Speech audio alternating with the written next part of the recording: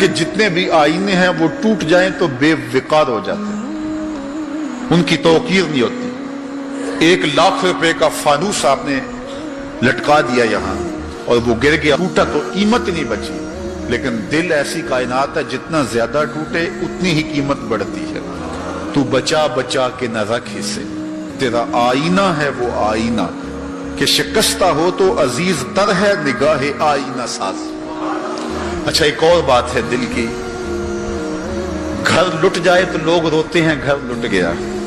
اور گھر برباد ہو گیا، لیکن دل لٹے تو آباد ہوتا ہے۔ اقبال نے کتنے خوبصورت پیرائے میں یہ بات کی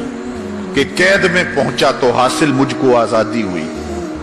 قید میں پہنچا تو حاصل مجھ کو،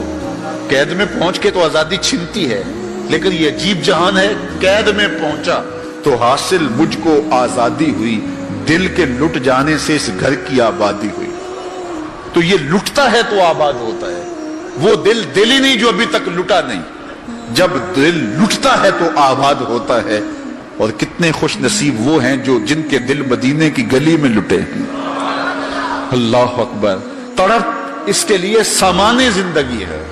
اللہ اکبر، مجھے بہت پرانی یاد آ گئی، میں ایک بزرگوں کے پاس گیا اور ان سے میں نے عرض کی حضور سکون قلب کے لیے دعا کیجئے، تو وہ فرمانے لگے کہ یہ تو تڑپتا ہی رہے تو اچھا ہے، اس کی تڑپ ہی زندگی ہے، اس کا تڑپنا اور بے تاب رہنا ہی زندگی ہے۔ آتش کا شعر ہے اور کتنا کمال اس نے لکھا، وہ مزہ دیا تڑپ نے میری آرزو ہے یا رب، وہ مزہ دیا تڑپ نے میری آرزو ہے یا رب، میرے دونوں پہلوؤں میں دل بے قرار ہوتا۔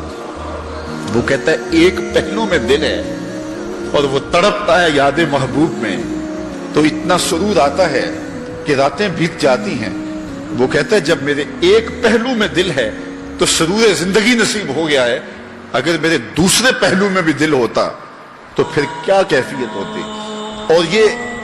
دل جو ہے پل پل بدلتا رہتا ہے، گاہے خنداں گاہے گریاں، کبھی اداس ہوتا ہے، کبھی سرشار ہو جاتا ہے، کبھی غمگین ہو جاتا ہے، کبھی مسرتوں سے لبریز ہو جاتا ہے، کبھی یاس اور قنوط کی کیفیت میں چلا جاتا ہے، کبھی امید کی بہاریں آتی ہیں۔ تو یہ عجیب اس کی کیفیت، یہ بدلتا رہتا ہے، تغیر پذیر ہوتا رہتا ہے، اور قلب بھی اس کو اس لیے کہتے ہیں کہ اس میں تقلیب ہوتی ہے، یہ بار بار بدلتا ہے، لمحہ لمحہ اس کی حالت تبدیل ہوتی ہے۔ تو یہ رب نے ایک عجیب کائنات بنائی ہے، عجیب رنگ بنایا ہے، اور یہ دل حضرت انسان کو دے کر کے اس نے اپنی محبتوں کا مرکز بنایا ہے۔ رب نہیں چاہتا کہ اس میں کوئی اور بھی بسے، وہ کہتا ہے یہ ڈیرا تو میں نے اپنے لیے بنایا ہے، اور بدبخت تو نے کسی اور کو بسا لیا یہاں، تو نے خواہشات نفس کو یہاں بٹھا لیا، تو نے شیطان کو جگہ دے دی، اس تخت پہ تو میں نے بیٹھنا تھا، یہ تو میرے لیے ہے، یہ تو میری محبتوں کی آماجگاہ ہے، یہ تو میرے جلووں کا مرکز ہے، تو میں نے یہاں نزول اپنی رحمتوں کا کرنا تھا، تو نے کس غیر کو بٹھا لیا۔ یار حجلہ عروسی کے اندر اگر کوئی غیر ہو تو پھر غیرت مند محبوب تو وہاں نہیں آتا، غیرت مند محبوب تو تب آئے گا کہ اسے نکالو میں پھر آؤں گا۔ کہا خواہشات کو نکالو، حرص و ہوا کو نکالو، آرزوؤں اور تمناؤں کو نکالو،